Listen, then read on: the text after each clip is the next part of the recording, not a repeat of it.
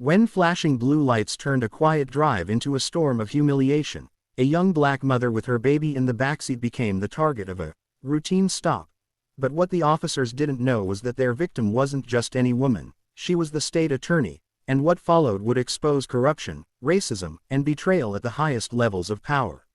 Read to the end, and don't forget to subscribe if you want more stories that peel back the curtain on truth hidden in plain sight.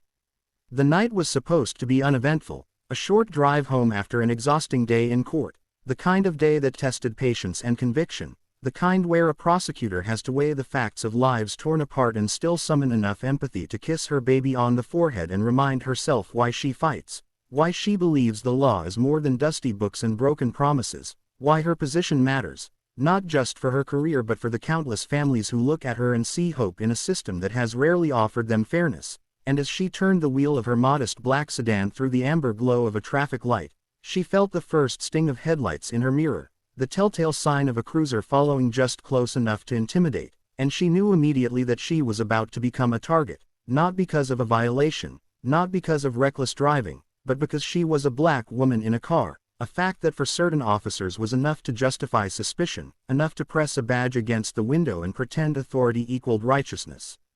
The sirens came alive a block later, loud, shrill, unnecessary, waking her baby who began to whimper in the car seat, and she slowed to the curb, heart pounding not out of fear of guilt but out of fear of what could unfold in the darkness, because she had read the headlines, she had comforted grieving families, she had prosecuted cases where routine stops became funerals, and though she wore the title of state attorney, no shield could make her skin invisible to bias.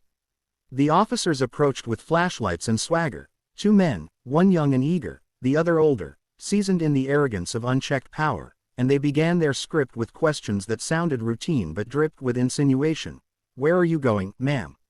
Why are you out this late? Is this your vehicle? Do you have something in the back? And she answered calmly, methodically, her voice steady though her hands trembled, because her baby's cries grew louder and the lights painted the neighborhood in blue and red chaos, drawing curtains back, making her humiliation public. She gave her license, her registration, and when one officer lingered, smirking as if searching for a reason to escalate, she decided not to reveal her position immediately, not yet, because she wanted to see how far they would go when they believed she was powerless, when they believed she was just another statistic.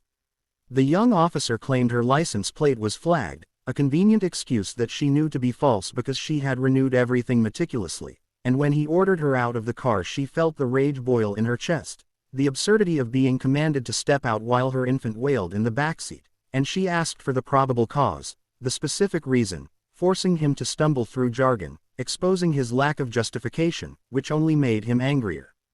The older officer leaned in then, flashlight sweeping across the baby, and he muttered something under his breath about people like her always having excuses, and it was in that moment that she chose to reveal the truth, pulling from her purse not a weapon, not defiance, but her official state attorney badge, holding it against the window.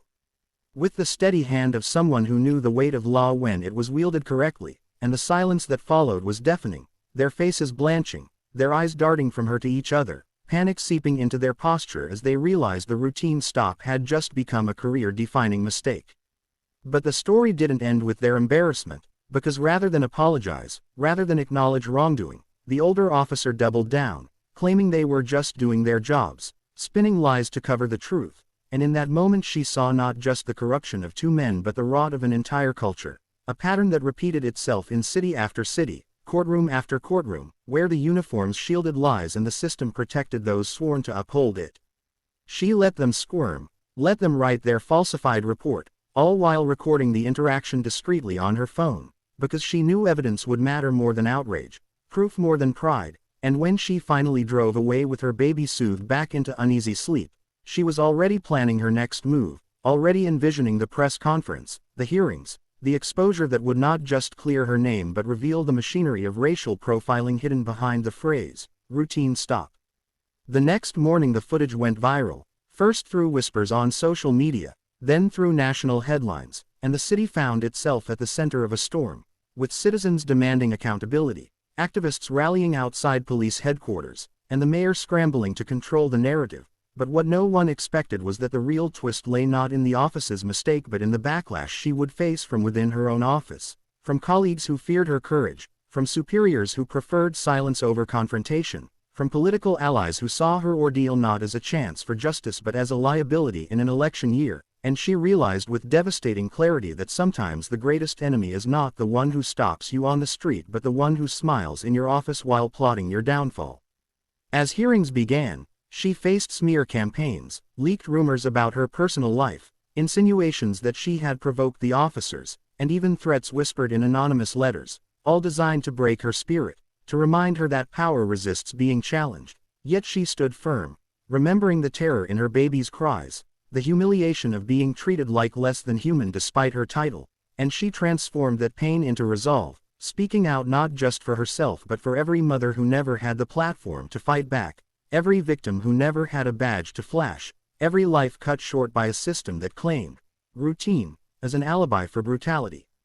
The trial of public opinion grew. Twists emerged when body cam footage contradicted the office's reports, when whistleblowers inside the department revealed quotas tied to traffic stops in black neighborhoods, when documents leaked showing systemic bias endorsed by leadership, and suddenly what began as a stop on a quiet night became the catalyst for a reckoning that reached the governor's desk, forcing resignations, reforms, and a national conversation about who was protected by the law and who was targeted by it. Yet the most shocking twist of all came months later, when the younger officer, burdened by guilt and pressure, approached her in private, confessing that the stop had been premeditated, that they had been tipped off by someone in her own office, someone threatened by her growing influence, someone who wanted to tarnish her credibility by orchestrating an encounter that would put her in the same vulnerable position as the people she defended. And though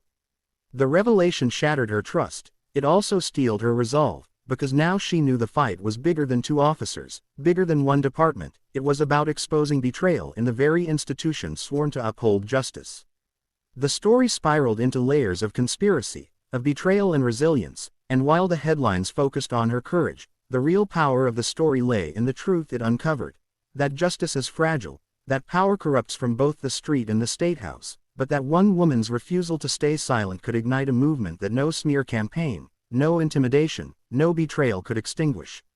And as she stood months later on the courthouse steps, her baby now walking beside her, reporters' microphones thrust forward, she spoke words that would echo far beyond her city. That accountability is not optional, that the law must serve the people equally, that no badge, no office, no political ambition will silence the truth when it is carried by the fearless.